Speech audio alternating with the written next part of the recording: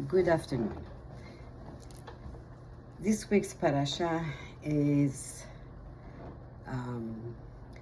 this week's shiur is about Aharon Hacohen, B'Shem Hashem Naseh V'Natzliach.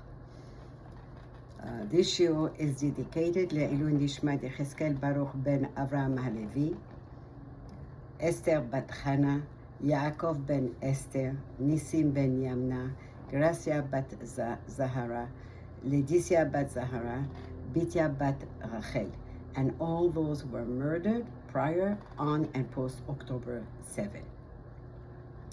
And this is also for Refuah Shelema to Zechariah Dov ben Pearl Shira, Avraham ben Chana, Mazal bat Goltej Sultanat, Chaya Esther bat Nechama, Tova bat Tzipora.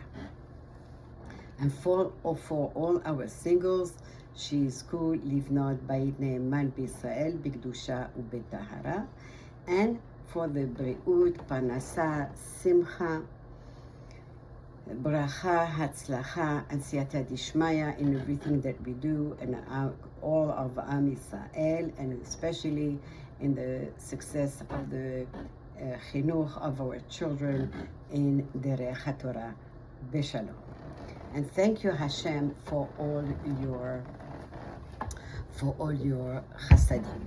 So, this week, today is Chavtet Tammuz, last day of Tammuz. So tonight is going to be the Yotzeit of Aharon Hacohen.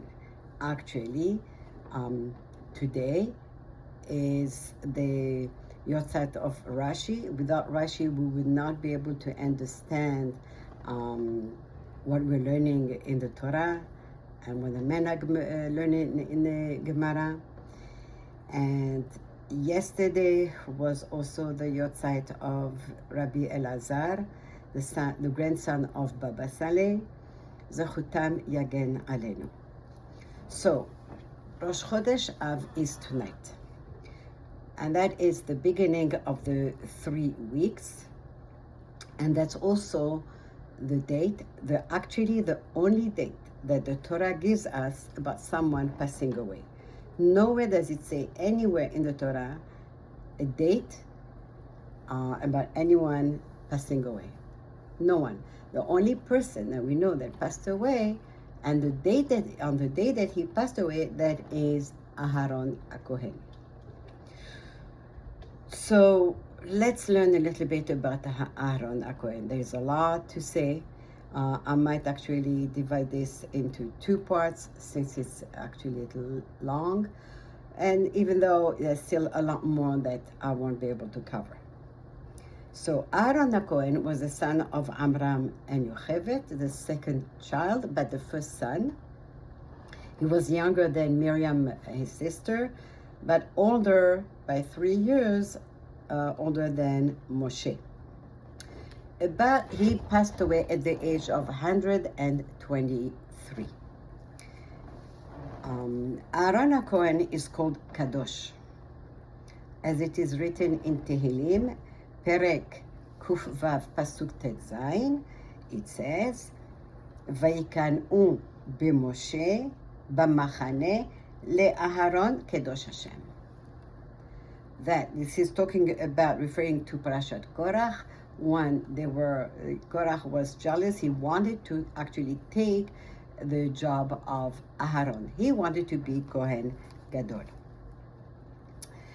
So now we're going to look into a few facts regarding Aharon's life and what he achieved in his life, and what was really his motto in life. So in the Zohar on Parashat Kitisa, it says that Aharon was a Navi, and he was Gevar Hakima. Gevar Hakima means that he was a Ish Chacham, a wise man. Moshe ve'Aharon, these 2 brothers were very unusual brothers. They were actually above in status, in everything, where they were above the Zekenim, the elders. And we know that the Zekenim, the elders, were not simple people. They belonged to the Sanhedrin, to the highest court, yet they were above them in every way possible. They were called the Einei Ha'edah, the eyes of the nation. Why are they called the eyes of the nations? In general, Chachamim are called the eyes of the nation because they guide the nation in spiritual matters and they lead the nation. And Moshe and Aharon were called Einei Ha'edah, the eyes of the nation. We learn that when Moshe had to do the Makot, the plagues, in Mitzrayim, in Egypt, there were the first three plagues were not done by Moshe. They were done by Aharon. Dam, the blood, Tzefadea, the frog, and Kinim. They were performed by Aharon and not by Moshe. Why not? The reason being is that because of Hakarat HaTov, gratitude. Moshe had been saved by the water. He didn't want to hit the water, not for the blood and not for the Tzefadea. And the Kinim, the lice, that was because they came from ashes that were mixed, that was made from soil, from the ground, and the ground had hidden the body of the Egyptian that Moshe had killed. And so because of that, because of Hakarat HaTov, Moshe didn't want to do the first three Makot. When Aaron would go into the Kodesh HaKodashim, which is the most holy place of the Bet HaMikdash and of the Mishkan, the Midrash says that the Malachim would run away from there. Normally there would be Malachim inside the Kodesh HaKodashim, the most holy place of the Mishkan. But because Aharon was so holy, was so kadosh, that the Malachim could not even stand his kedusha, his holiness. They had to run away. He was too holy for them. And on Yom Kippur, when Aaron would come into the Kodesh HaKodashim, the most holy place of the Mishkan, the Satan wanted to come and accuse Ben Israel of sinning and accuse Aharon of sinning, so that this way Hashem would not listen to the prayers of Aharon, right? Saying, look at him, he's a sinner, he's this wrong and that wrong, right? He would throw all kinds of accusations. He would throw accusations about Aharon. However, when he would look at the zechuyot, at all the good deeds that Aharon did, the Satan ran away. He had nothing to say. He couldn't find faults. He couldn't find accusations.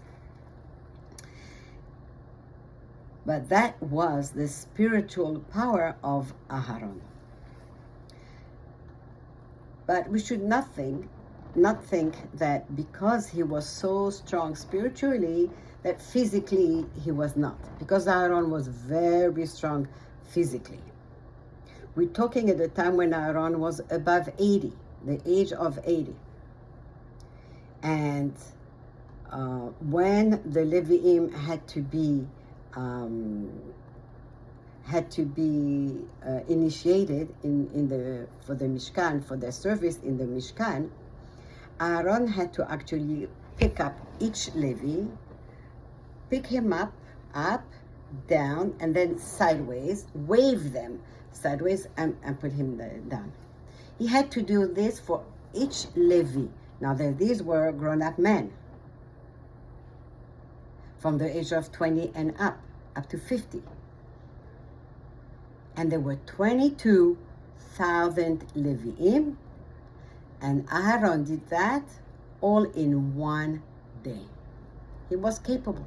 He had that physical stamina. He had that physical power to do something like this, which is almost unbelievable. In Perek Chet of Shir HaShirim, it says, Mi yitencha ke'ach li. We are asking Hashem, be with us like a brother. So obviously the Midrash is asking, what brother? What kind of brother? Because when we look in Sefer Bereshit, we see the first set of brothers, Cain and Hevel. Cain killed Hevel. So what kind of a brother is that, right? Like later on, we see that Ishmael hated Yitzchak. Esav hated Yaakov. And later on, the tribes they were jealous of Yosef, and they hated Yosef. So what kind of brother are we referring to? We want Hashem to be with us like a brother? What does this mean? To what kind of brotherhood are we talking about? So the answer is, we are asking Hashem to be with us like Moshe and Aharon were. This brotherhood, this love that they had for each other, this respect that they had for each other was so special. So in Tehillim, in Perek Kuf Lamed Gimel, Pasuk Aleph, we say, Hine matov umanaim shevet achim gam yachad. We say, how good it is for brothers to dwell together. Right? Brothers who get along, brothers who love each other. And that's how Moshe and Aharon were. But why do we have to bring this up? Really, it should have been something very normal, no? That Aaron and Moshe should love each other. And the answer to that is that because Moshe was compared to a king. He was a leader, but he wasn't just a leader. His position was just as good as a king. And Aharon, his position was the kehuna. Now, who was older? Aharon was older, right? That even though Moshe's status was higher than Aharon, Aharon was not jealous of his younger brother. When Hashem told Moshe, go to Paro and tell him to let my people go, the Midrash explains that Moshe refused to go. Why? Because he said, I want my bigger brother, Aharon, to be the one to get this leadership, to get this job, to be like a king. I am the younger brother. He really wanted to honor and respect his older brother. And he said, Aaron had a prophecy, a nevuah, a long, long time ago, long before I came along. He is a Navi of Ben Israel all this time, when I've been away from Egypt, from Mitzrayim. They knew him before they got to know me. So it is fitting that Aharon should be the one to go to Paro and ask him, let my people go. But then we learn about Aharon. This is what Moshe answered Hashem. But then Hashem says, Aharon Achicha, your brother Aharon is coming to greet you. You know why? Because he knows that you got this job, the leadership job. Samach belibo. He is so happy for you. So happy for your success. So happy that you got such a great job. He's so happy for you.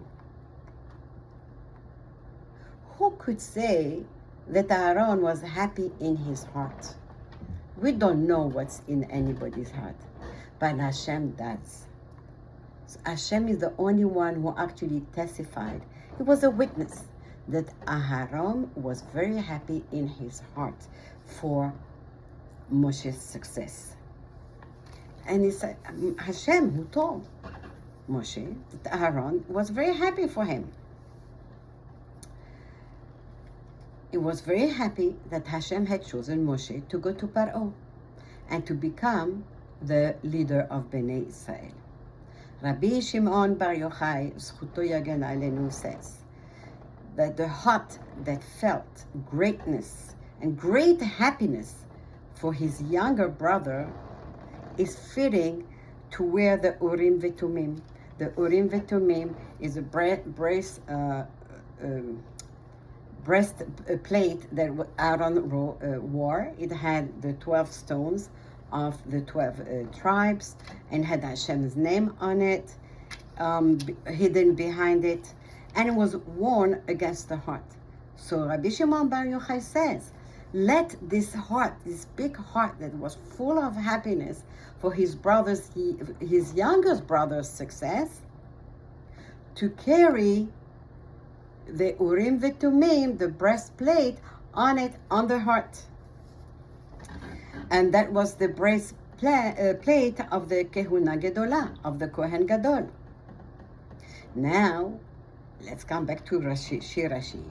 When we asked Hashem to behave with us like a loving brother, now that we see how Aaron and Moshe loved each other so much, and they honored and respected each other so much, all right?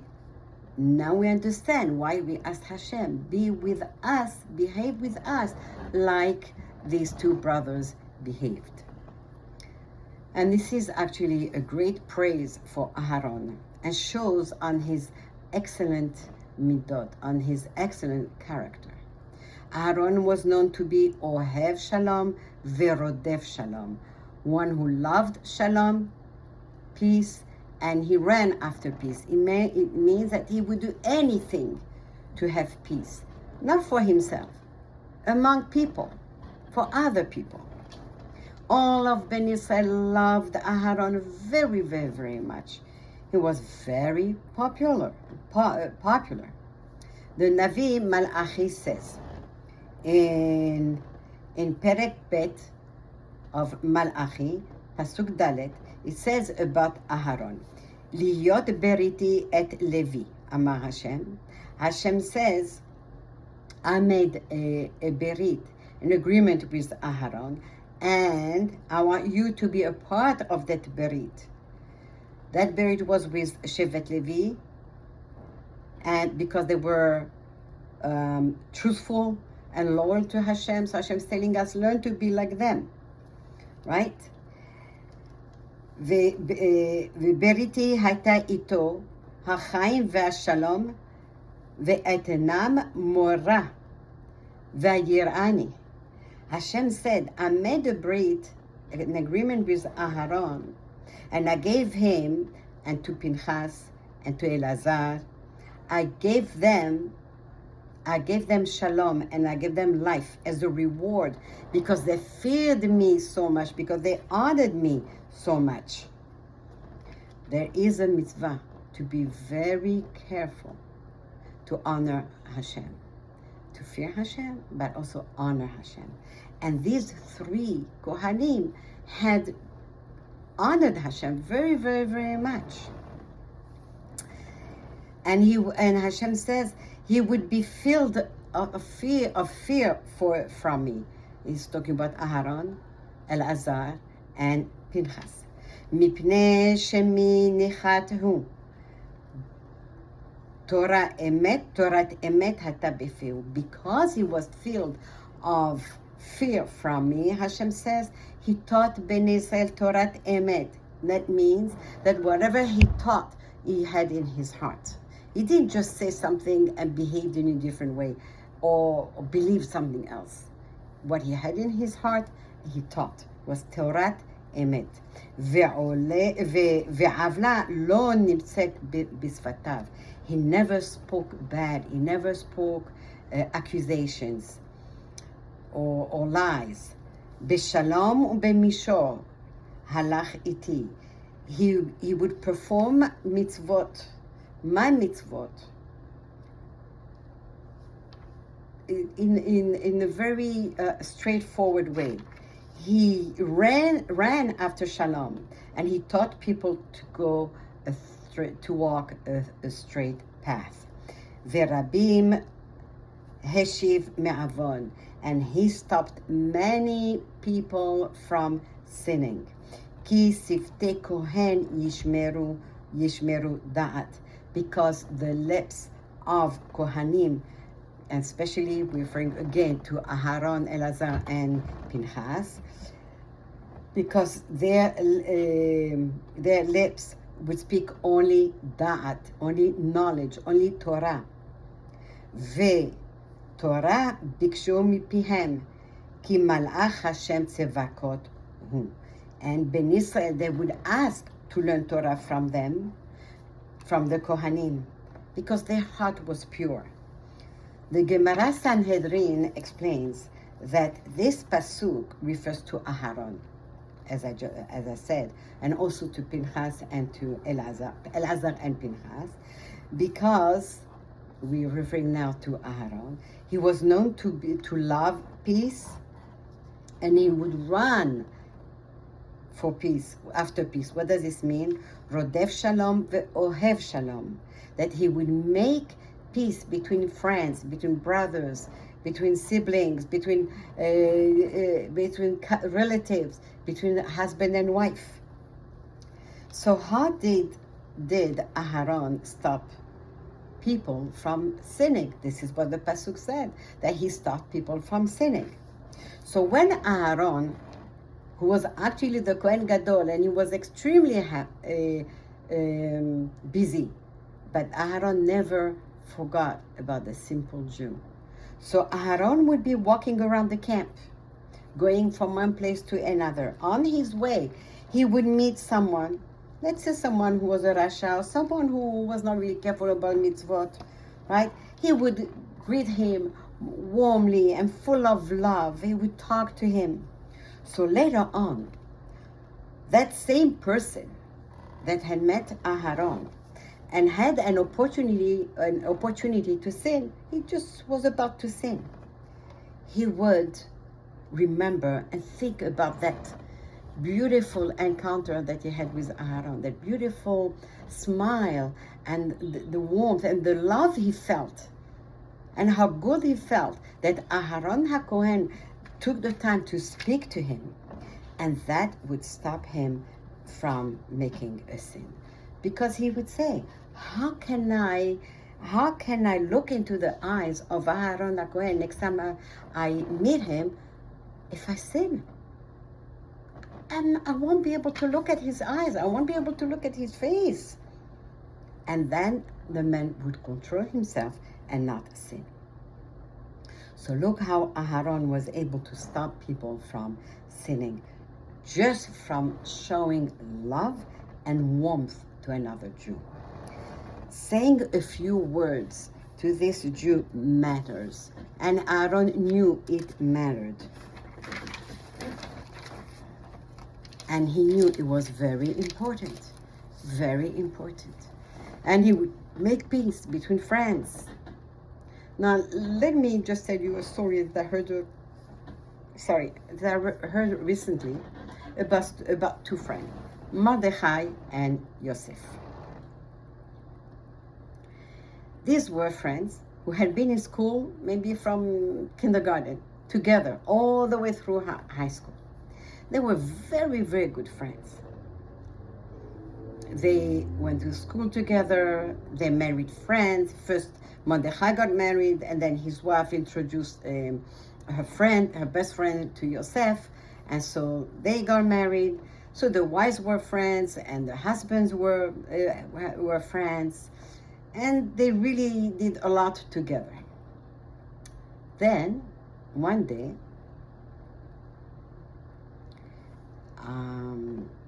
Yosef made some business dealings, without telling Mordechai. When he found out, he was very upset.